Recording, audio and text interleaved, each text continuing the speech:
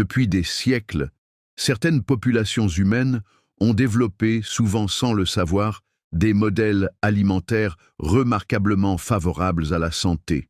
En Crète, à Okinawa, dans les pays nordiques ou dans de nombreuses régions rurales d'Afrique et d'Amérique latine, l'alimentation s'est construite autour de produits locaux, peu transformés, majoritairement végétaux, consommés avec sobriété et régularité. Ces régimes traditionnels n'avaient pas pour objectif explicite de lutter contre l'inflammation, mais leurs effets allaient bien au-delà de la simple subsistance.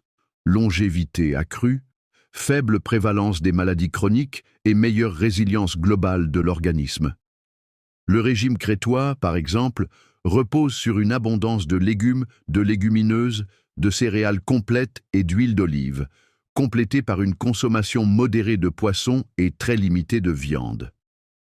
À Okinawa, la frugalité est érigée en principe, avec une alimentation riche en végétaux, en patates douces, en soja fermenté et en thé, et une attention portée à ne jamais manger jusqu'à satiété complète.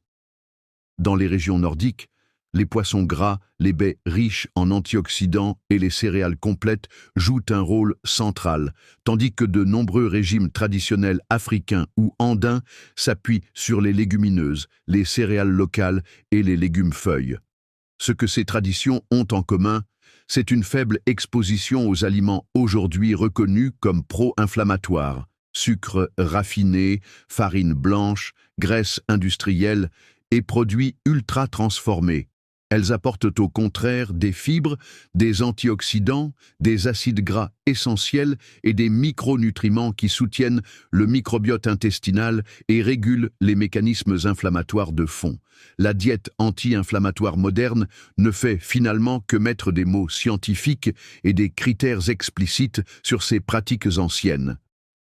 Elle identifie clairement les aliments à favoriser et ceux à éviter, s'appuie sur les données cliniques récentes et se veut adaptable aux modes de vie contemporains et aux pathologies spécifiques. Là où les régimes traditionnels transmettaient un art de vivre global, la diète anti-inflammatoire en propose une lecture ciblée et intentionnelle. Ainsi, loin de s'opposer, tradition alimentaire et approche anti-inflammatoire se rejoignent. La seconde apparaît comme une synthèse contemporaine des savoirs empiriques du passé, une tentative de réconcilier modernité, science et sagesse ancestrale pour répondre aux défis de santé d'aujourd'hui.